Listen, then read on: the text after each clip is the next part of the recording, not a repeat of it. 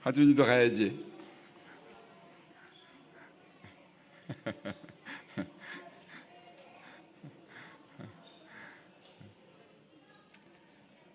제 설교 25분보다 우리 아이들 3분 율동이 100배 나은 것 같습니다. 그렇죠? 제가 설교를 아무리 해도 여러분들이 이렇게 웃질 않는데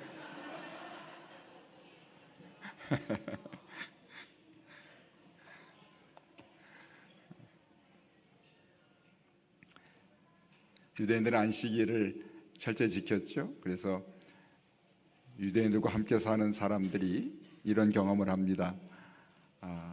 몸이 아파서 약을 먹어야 되는데 약병을 이렇게 따야 되는데 약병을 딸 때 뚜껑을 열 때 딱 소리가 나면 노동이 되기 때문에 안식일을 범해서 이웃집에 사람들에게 부탁을 한답니다. 회당에 예배를 드리다가 전기가 나가게 돼서 다시 스위치를 올리는 일도 노동이기 때문에 다른 사람에게 부탁을 합니다.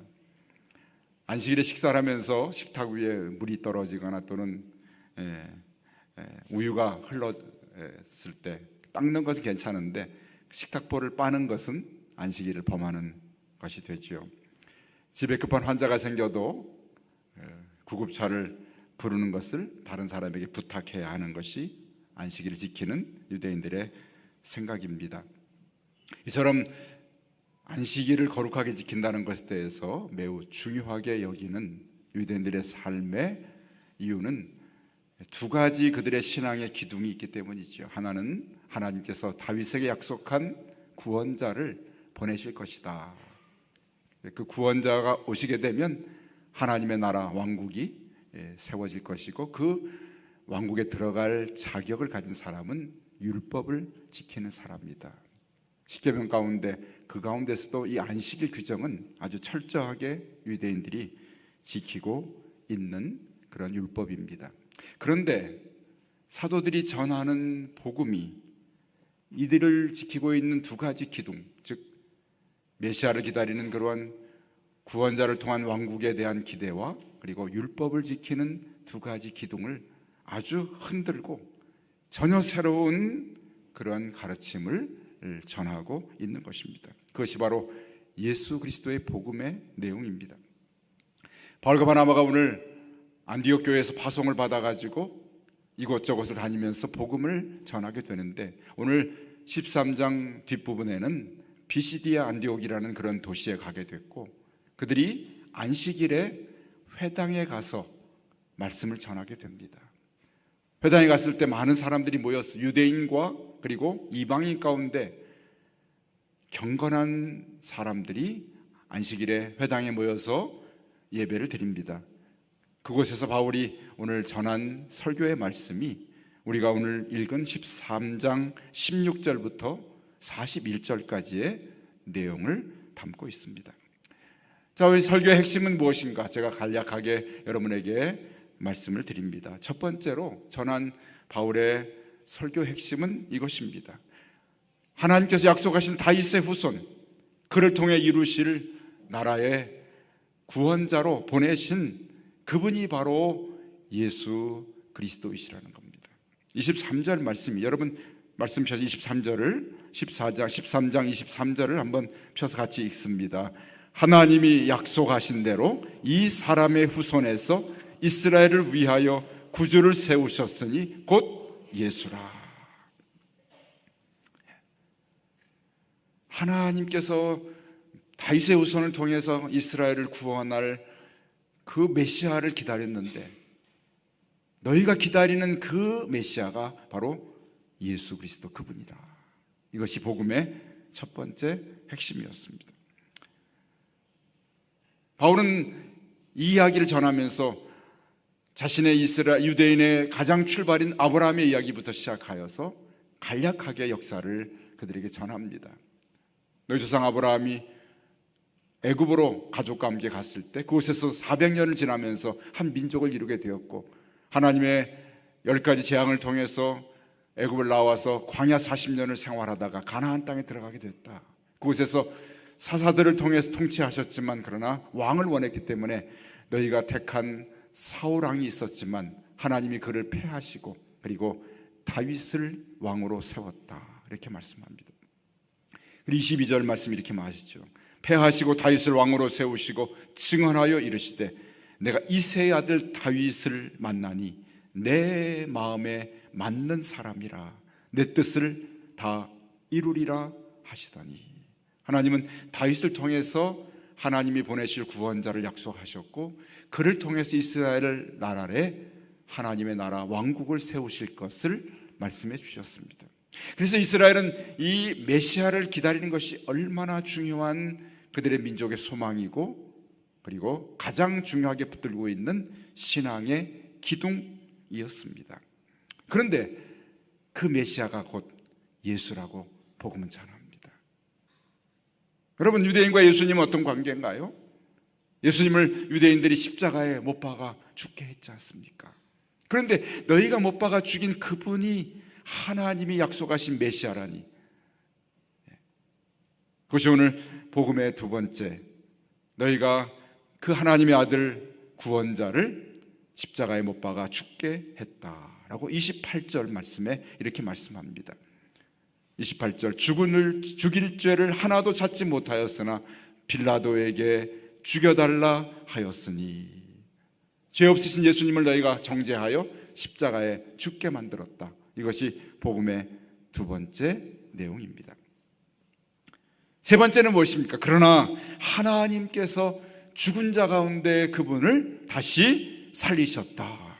이것이 복음입니다. 34절 앞부분이죠. 보게 되면 또 하나님께서 죽은 자 가운데서 그를 일으키사 다시 썩음을 당하지 않게 하셨다. 그렇죠? 세상의 모든 사람들이 다 이 땅에 와서 죽어 썩게 되지만, 그러나 하나님의 아들 예수 그리스도 그분은 죽음에서 다시 일으키셨기 때문에 그분은 다시 썩음을 당치 않는 구원자라고 복음을 전합니다.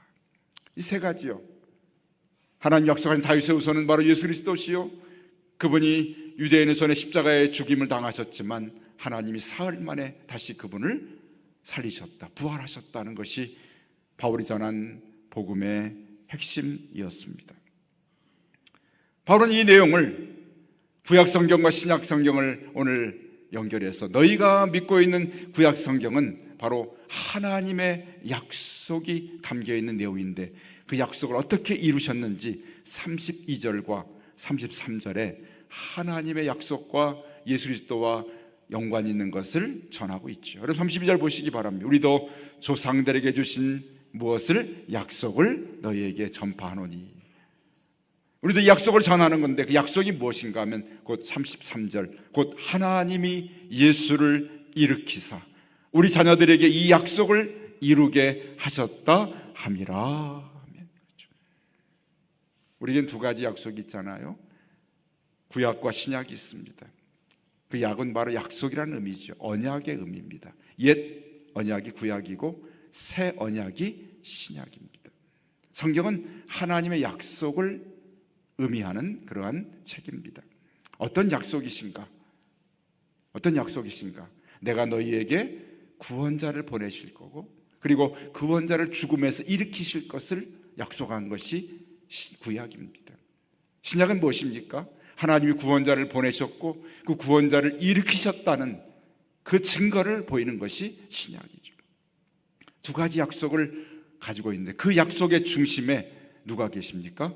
예수 그리스도가 계신 줄로 믿습니다. 아멘. 23절 그랬어요, 여러분. 하나님의 약속하신 대로. 32절, 우리 조상들에게 주신 약속을 너에게 전하노니. 33절, 곧 하나님이 예수를 일으키사 우리 자녀들에게 이 약속을 이루게 하셨다. 바울은 거기 모인 유대인들에게, 특별히 구약을 믿고 구약대로 살려고 하는 유대인들에게 하나님의 약속을 말씀하고 약속의 중심에 바로 예수 그리스도가 계심을 전하고 있습니다. 자, 그러면 이 예수 그리스도, 약속의 중심이고 약속의 증거이신 예수 그리스도가 우리와 너희와 무슨 상관이 있는가 하는 것을 이제 이 언약과 유대인 그리고 우리들과 상관 있는 가장 중요한 복음의 결론을 이야기합니다. 38절 보시기 바랍니다. 그러므로라고 말합니다. 그러므로 예수 그리스도의 약속이 성취된 그 효과가 무엇인지, 예수 그리스도 다시 사막에서 일으키시고 썩지 않을 그러한 부활의 길로 그분을 이끄신 그러한 효과가, 그런 결과가 무엇인지를 그러므로라고 바울은 말합니다. 무엇입니까? 형제들아, 너희가 알거니와 이 사람을 힘입어, 누구요? 예수 그리스도를 힘입어 죄사함을 너희에게 전하는 이것이다. 아멘. 그분을 힘입어 우리가 죄사함을 얻었다는 것입니다. 너희가 지키는 율법이 아니고, 너희가 성전에 드리는 제사가 아니라 바로 이 예수 그리스도 그분을 통해서 우리가 죄사함을 얻게 되었다는 사실입니다. 여러분, 이 말씀은 오늘 유대인들에게 너무나 큰 도전적이고 충격적인 얘기입니다. 왜냐하면 유대인들은 율법을 따라서 죄를 사함받는 방법은 무엇입니까? 성전에 가서 짐승을 가져다가 짐승을 잡아서 피를 흘리게 되고, 내가 죽어야 할, 흘려야 할 피를 짐승이 대신 흘림으로 내 죄가 짐승에게 옮겨져서 짐승이 내 대신 죽음으로 내가 죄사함 받는 것이 그들의 죄사함의 원리고 율법을 따르는 삶이었습니다. 왜 성전이 그들에게 중요했는가? 성전에서 바로 죄사함의 제사를 드리는 곳이 성전이었기 때문에 그들은 성전이 소중했고, 그리고 성전에서 드리는 제사가 중요했던 것이죠.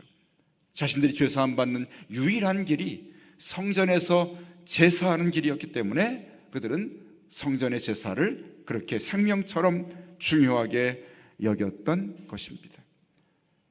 그 성전의 제사를 가르치는 내용이 어디 담겨 있습니까? 율법에 담겨 있거든요. 그래서 유대인들은 율법을 소중하게 여기고 따라 살려 하고 그것을 지키려 했고, 그것을 통해서 자신들이 죄사함을 얻으려고 했던 것입니다. 그런데 오늘 거기 회당에 가득하게 모인 유대인들에게 바울과 바나바가 율법에 대해서 이렇게 말합니다. 39절 말씀 같이 읽어봐야 됩니다. 39절 말씀 이렇게 정합니다. 같이 읽습니다. 또 모세 율법으로 너희가 의롭다 하심을 얻지 못하던 모든 일에도 이 사람을 힘입어 믿는 자마다 의롭다 하심을 얻는 이것이라. 아멘. 어떻게 해요? 모세 율법으로는 너희가 의롭다 하심을 얻지 못했다. 그렇죠. 사람들이 죄를 범하고 그 죄를 하나님 앞에 용서받기 위해서 비둘기나 양이나 짐승을 가지고 성전에 가 제사장에게 드립니다. 제사장은 그를 대신해서 죄를 고백하게 하고 그 짐승을 죽여서 피를 흘림으로 이 사람의 죄를 사함받게 합니다. 그런데 그렇게 죄 사함받고 나서도 또다시 죄를 범하고 또다시 죄를 범하는 것이 인생의 연약함이잖아요. 그렇죠? 여러분, 자신을 대신해 죽는 짐승을 데리고 제사 드리러 가는 그 죄인의 마음속에 어떤 생각이 들었겠습니까? 나의 죄 때문에 네가 죽는구나, 나의 죄를 속하게 네가 피를 흘리는구나 하는 그러한 마음의 양심의 아픔과 마음의 그러한 아픔을 품고 가게 되겠죠. 그때마다 그들이 제사를 드릴 때마다 이 죄를 내가 고백하고 제사를 드려도 내 삶의 죄를 없이 할 수 없는 그러한 인생의 죄인의 한계를 느끼고 이것으로 될 수 없는 것을 느끼는 것이 바로 제사가 주는 그러한 율법의 원리입니다. 율법으로는 내가 죄 구원받을 수 없구나, 이것으로는 내가 영원히 죄를 없이 할 수 없다는 것을 깨닫게 하는 것이 바로 율법을 주신 하나님의 뜻인 것을 발견하게 됩니다. 그런데 오늘 복음이 이것입니다. 내가 율법으로 너희를 의롭다 하심을 얻지 못했는데 이 모든 일에 이 사람 예수를 힘입어 믿는 자마다 의롭다 하심을 얻는 이것이 복음이니라. 아멘. 복음을 전합니다. 성전의 제사로 의롭다 하지 못했는데, 율법을 지켜서 의롭게 되지 못했는데 바로 이 사람 예수를 힘입어 믿는 자마다 의롭다 하심을 얻는 이것이 하나님의 뜻이라고 복음을 선포합니다. 이것이 복음이죠. 이것이 우리에게 들려진 최고의 소식, 기쁜 소식이 바로 이것입니다. 우리 죄를 예수 그리스도를 믿음으로 사함받을 수 있다니, 이것이 복음입니다. 바울은 오늘 네 가지를 얘기합니다. 첫째로 하나님 보내신 다윗의 후손 구원자 메시아는 바로 예수 그리스도이시다. 너희가 바로 그분을 알지 못하여 십자가에 못 박아 죽게 만들었다. 그러나 하나님이 그를 사망의 죽음에 내어두지 않으시고 그를 다시 일으켜 세우셨다. 그리고 이 복음을 믿는 사람들에게는 의롭다 하심, 죄사함을 얻게 하시는 그 약속을 하나님께서 예수 그리스도를 통해서 이루셨다고 하는 이것을 전하게 됩니다. 자, 여러분, 바울이 전한 이 네 가지 복음의 내용, 이것을 전체로 하나로 우리가 표현한다면 이것을 우리는 하나님의 은혜라고 말하게 되는 줄로 믿습니다. 아멘. 이것이 하나님의 은혜예요. 이것이 하나님의 은혜예요. 우리가 하나님의 은혜를 받았다는 것은 바로 이것입니다. 하나님 우리를 위해서 구원자를 보내시고 알지 못해 사람들이 십자가에 그분을 못 박아 죽게 했지만 하나님 다시 살려주셨고 이제 그분을 믿는 자마다 의롭다 하심으로 죄사함 받아서 구원에 이르게 되는 것이 바로 이것이 뭐예요? 하나님의 은혜인 줄로 믿습니다. 아멘. 그렇습니다. 우리 복음에서 우리 신앙의 가장 중요한 것이 그래서 하나님의 은혜입니다. 은혜입니다. 우리가 신앙생활하면서 은혜라는 말을 하루에도 수없이 우리 입술에 담고 있잖아요. 그렇죠? 얼마나 좋으면 우리가 은혜라는 그러한 말을 하면 마음이 기쁘고 편안하고 행복합니다. 우리 신앙의 가장 중요한 것이 은혜이기 때문에 사람들은 자녀를 낳고도 이름을 은혜라고 지읍습니다. 그렇죠? 우리 교회도 은혜가 있죠. 박은혜, 최은혜, 다른 교회는 이은혜, 그은혜, 저은혜 다 있습니다. 은혜가 얼마나 많은지 몰라요. 얼마나 좋으면 자녀들의 가장 소중한 이름을 은혜로 지었을까. 그만큼 우리의 삶 속에 은혜가 중요한 것이죠. 최근에 새로 교회 처음 믿는 새신자들 가운데 우리 교회가 이렇게 은혜라는 찬양을 잘 부르잖아요. 그렇죠? 가만히 들어보니까 참 마음이 좋은 거예요. 그래서 저에게 목사님, 제가 처음 교회 왔는데 그 노래, 그 찬양을 들으니까 마음이 참 편안하고 좋아서 제가 이 노래 하나는 반드시 배워야 되겠다 하면서 차를 타고 와도 유튜브에 은혜를 틀어놓고 듣고 집에서도 은혜를 틀어놓고 들으니까 얼마나 좋은지 모릅니다. 얼마나 좋은지 모릅니다. 근데 여러분, 이 은혜라는 것이 단순히 노래 하나로 표현될 수 있는 것이 아니에요. 내 자녀 이름에 은혜를 붙였다고 전부가 아니라 오늘 바울이 전한 은혜가 바로 무엇인지를 깨닫고 그 은혜의 깊이와 은혜의 비밀을 깨닫는다면 우리 입술에서 하나님의 은혜를 말할 때 그 은혜가 주는 감동과 감격이 더욱 크고 놀라웁게 우리 심령 안에 임하게 될 줄로 믿습니다. 아멘. 하나님 은혜가 무엇입니까, 여러분? 하나님 은혜가 무엇입니까? 바로 하나님께서 구원자 예수 그리스도 다윗의 후손을 보내시는데 그분이 바로 예수 그리스도라는 겁니다. 그분이 나를 위해 십자가에 죽으셨다는 것입니다. 나의 죄를 사하기 위해 죽으셨다는 것입니다. 그러나 그가 죽음에서 그를 일으켜 세우셨다는 것이 바로 은혜입니다. 그리고 그 예수 그리스도를 믿는 자마다 죄 사함을 얻게 되는 것이 바로 하나님의 은혜라는 것입니다. 이것을 깨닫고 우리가 은혜를 이야기하고 은혜를 노래하고 은혜를 말한다면 이것 한 가지로 인하여서 우리가 경험할 수 있는 기쁨과 감격과 감사가 얼마나 크고 놀라운지를 전하는 것이 바로 하나님의 은혜입니다. 바울이 이 복음을 전했더니요, 오늘 읽은 본문 말씀입니다. 42절. 예배가 끝났습니다. 회당에서 이 은혜의 복음을 들었습니다. 사람들이 나가면서 이렇게 말합니다. 42절 보십시오. 사람들이 청하되 바울과 바나바에게 다음 안식일에도 이 말씀을 해달라고 그렇게 말합니다. 다음 안식일에도 이 말씀 또 들려주십시오. 다음 안식일에 이 말씀 또 듣고 싶습니다.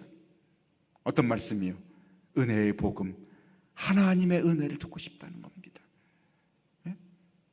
여러분, 율법의 삶이 아니라 하나님의 은혜의 말씀, 하나의 은혜의 복음을 듣고 싶다는 겁니다. 다음 주에도 또 말씀해 주십시오.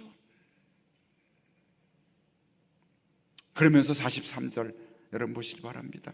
회당의 모임이 끝난 후에, 예배가 끝난 후에 유대인과 유대교에 입교한 경건한 사람, 이방인 가운데 유대교를 믿는 사람들이죠. 그들이 어떻게 해요? 많이 바울과 바나바를 따르니, 많이 따르니. 은혜의 복음을 듣고 사람들이 영원히 끌리고 하나님이 구원과자 정한 사람들이 이 복음 앞에 돌아오게 됩니다. 그랬더니 바울과 바나바 두 사도가 그들에게 무엇이라 말해줍니까? 같이 여러분 읽어야 됩니다. 두 사도가 더불어 말하고 이렇게 그들에게 말합니다. 항상 하나님의 은혜 가운데 있으라 권하니라. 다시 한번, 항상 하나님의 은혜 가운데 있으라 권하니라. 아멘. 어떻게 하라고요? 항상 하나님의 은혜 가운데 있으라. 항상 하나님 은혜 안에 머물라고 그렇게 그들에게 부탁하고 그들을 권면하는 바울과 바나바의 말씀을 듣게 됩니다. 항상 하나님의 은혜 안에 있으라. 어떻게 여러분 이 말씀이 중요한지요? 사실은 이 말씀을 우리가 되새겨보게 되면 우리가 항상 하나님의 은혜 안에 있지 못할 때가 많다는 것입니다. 여러분 지금 하나님의 은혜 안에 계십니까? 우리 예배할 땐 하나님의 은혜 안에 있는 것 같지만 우리가 삶을 살아가면서 고난을 당하기도 합니다. 내 뜻대로 삶이 이루어지지 않습니다. 질병에 거하기도 합니다. 물질이 부족하기도 합니다. 삶의 어려움을 당하고, 여러분 우리 성도들의 가정에도, 역시 세상의 모든 사람들의 삶 속에도 말하지 못할 그런 어려움과 마음의 고민과 고통이 가정마다 또 개인의 삶마다 다 담겨 있는 것을 보게 됩니다. 그런 일에 붙들릴 때, 내가 원치 아니하고 내가 뜻하지 않은 일들에 내가 때로는 갇히고 될 때, 그때 우리가 하나님의 은혜 안에 거하지 못할 때가 많습니다. 그렇죠.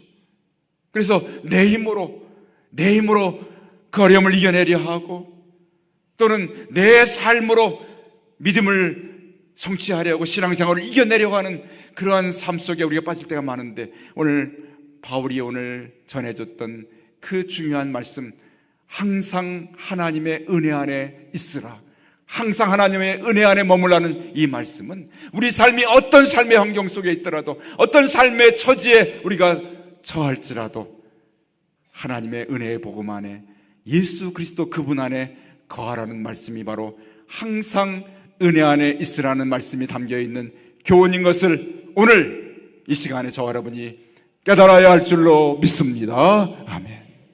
이것입니다. 우리를 세상은 항상 은혜 안에 거하게 하지 못합니다. 항상 우리를 세상 염려 의심에 거하게 하고, 때로는 항상 내 힘과 내 능력으로 하려는 그런 자기 의와 자기 노력 가운데 거하게 합니다. 그런데 오늘 바울 사도가 은혜의 복음을 들은 사람들에게 주시는 중요한 말씀은, 여러분 항상 은혜 안에 거하십시오. 하나님의 은혜 안에 살아가십시오 라는 것이 바울이 은혜 받은, 하나님의 은혜를 깨달은 사람에게 주시는 놀라운 복음입니다. 여러분 어떻게 우리 하나님의 은혜 안에 거할 수 있을까요? 유대인들이 율법을 지키는 것처럼 그러한 삶의 순간마다 율법이 아닌 하나님의 은혜를 따르면 됩니다. 제가 서두에 말씀드렸잖아요. 안식일을 지키기 위해서 몸이 아픈데 그 약의 뚜껑을 딸 때 율법을 따라 따려는 것처럼, 우리가 몸이 아플 때 약의 뚜껑을 따면서 하나님 은혜를 고백하며 따는, 뚜껑을 여는 삶이 바로 은혜 안에 거하는 삶이 될 수 있을 줄로 믿습니다. 전기가 나가고 전기 스위치를 올릴 때 그들이 율법을 따라서 그것을 올리지 못하는 것처럼, 하나님 스위치 하나를 올릴 때도 하나님의 은혜 안에 거하는 자입니다 라고 고백하는 삶을 산다면 그것이 하나님의 은혜 안에 거하는 삶이 될 줄로 믿습니다. 이런 작은 일이 아니라, 이런 작은 세밀한 일뿐만 아니라 나의 삶 전부 가운데 하나님, 나의 삶에 일어난 모든 일들이 하나님의 은혜 안에 있습니다. 하나님의 은혜 안에 있습니다. 이를 고백하며 사는 것이 바로 항상 하나님의 은혜 안에 거하는 삶인 것을 오늘 말씀은 우리에게 전해주고 있는 것을 발견하게 됩니다. 여러분, 바울 사도가 항상 은혜 안에 거하십시오 라고 그들에게 부탁했던 이유는 우리 삶에 가장 필요한 것이, 그러나 가장 부족한 것이 하나님의 은혜인 것을 알았기 때문에 말씀합니다. 세상은 우리를 하나님의 은혜 안에 거하지 못하도록 그렇게 우리를 이끌고 우리를 가로막습니다. 오늘 이 말씀을 들은 하나님의 은혜가 뭔지를, 그 큰 하나님의 은혜를 발견한, 오늘 깨닫고 들은 우리의 삶에 가장 필요한 것은 이 하나님의 은혜 안에 살아가는 것입니다. 살아가는 것입니다. 오늘 이 말씀을 들은 사랑하는 금천교회 성도들 모두가 하나님의 은혜가 뭔지를 오늘 깨달았습니다. 오늘 들었습니다. 이 말씀을 들은 저와 여러분의 삶이 날마다 항상 하나님의 은혜 안에 살아가는 삶이 되시기를 주의 이름으로 축복합니다. 그래야 할 때 고난이 찾아와도 하나님의 은혜 가운데 삽니다. 어려움이 찾아와도 하나님 은혜 안에 삽니다. 하나님의 은혜를 구하고 붙들고 이를 찾고 이를 간절히 간구하는 그런 삶 속에서 하나님의 은혜가 주시는 놀라운 능력과 삶의 기쁨과 감사와 행복이 하나님 은혜 안에 사는 저 여러분의 삶 속에 날마다 충만하게 임하는 것을 경험할 수 있기를 주님의 이름으로 간절히 축원합니다. 아멘.